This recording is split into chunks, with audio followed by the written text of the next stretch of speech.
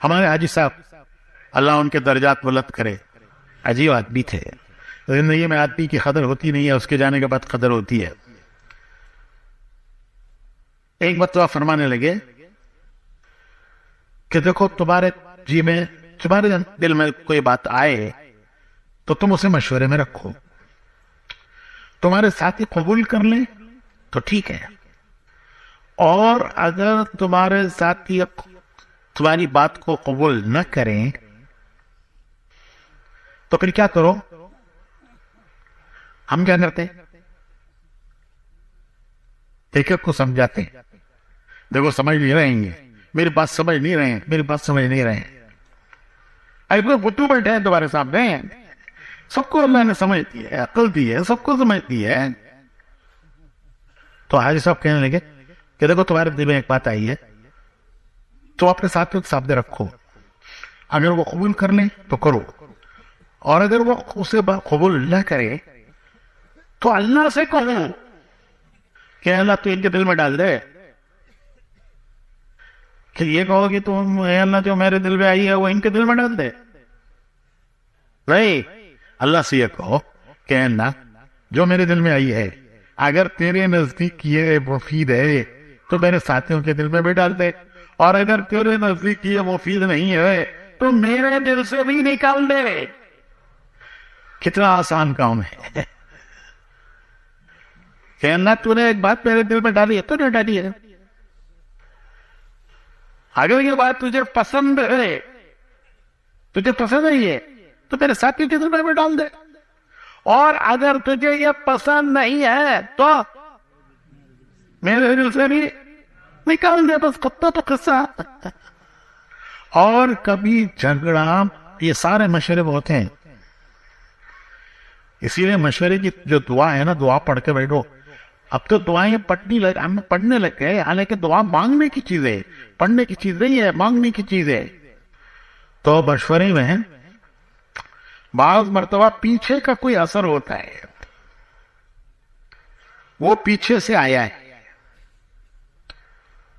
وہ ظاہر ہو رہا ہے مشورے پہ، لیکن وہ اس کی رسی کہیں پیچھے سے ہے. وہ کیا؟ ایک مثال دیتا ہوں. مثال، رات کو بیوی سے انبن ہو گئی، رات کو بیوی سے کسی بات پر انبن ہو گئی. ہونے والی بات نہیں ہے، ہوتی رہتی ہے، ہوتی رہتی ہے. آپ تو ماشاءاللہ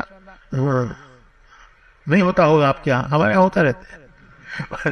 حضور صلی اللہ علیہ وسلم عائشہ سے فرماتے تھے کہ عائشہ میں جانتا ہوں کہ تم کب مجھ سے خوش ہوتی ہو، کب مجھ سے ناراض ہوتی ہو، کب خوش ہو کب ناراض ہو. میں جانتا ہوں تم کب خوش ہو کب ناراض ہو. تو حضرت عائشہ نے پوچھا کہ کیسے پتہ چلتا ہے؟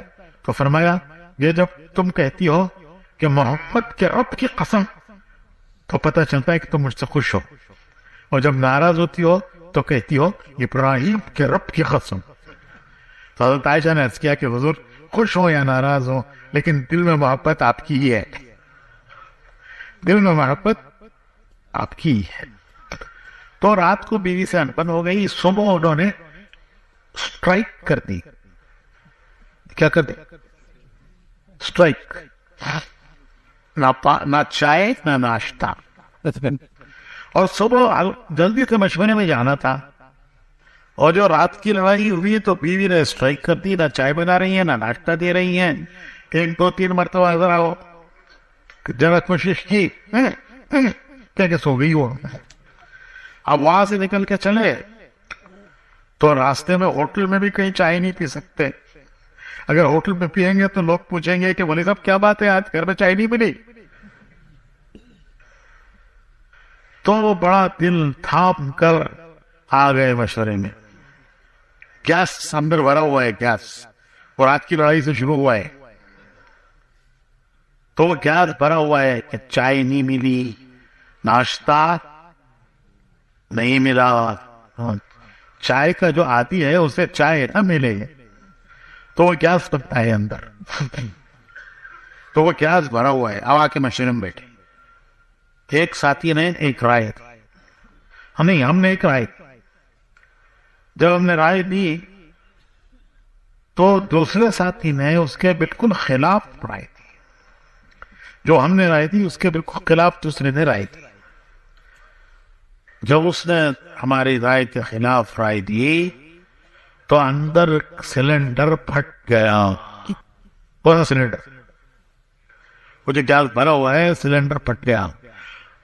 امیر صاحب، خدا کی قسم، یہ ہمیشہ اللہ کی قسم ہمیشہ ایسا ہی کرتا ہے، میں جو بولتا ہوں اس کے خلاف بولتا ہے، یہ میں جو رائے دیتا ہوں اس کے خلاف بولتا ہے ہمیشہ۔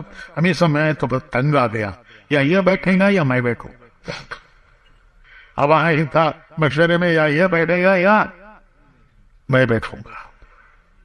اچھا، اگر خدا نہ خواستہ وہ بھی اسی حال میں آیا ہو، وہ بھی اگر خدا نہ خواستہ اسی حال میں آیا ہو تو دو سلنڈر ٹکرا گئی، مسجد کی جماعت پاش پاش، تو یہ پیچھے سے بھی کچھ ہوتا ہے۔